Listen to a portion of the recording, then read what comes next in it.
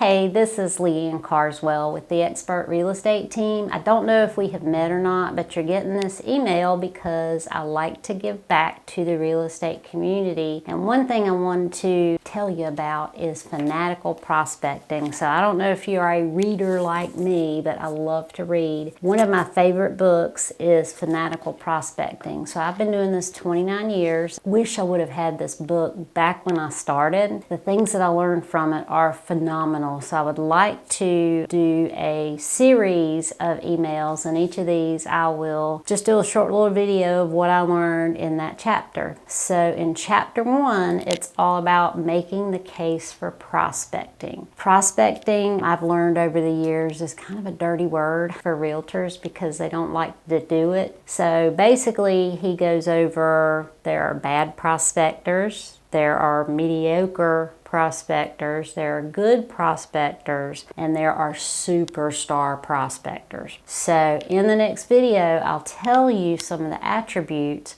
of the superstar prospectors. Hope you watch on the next video and see you then.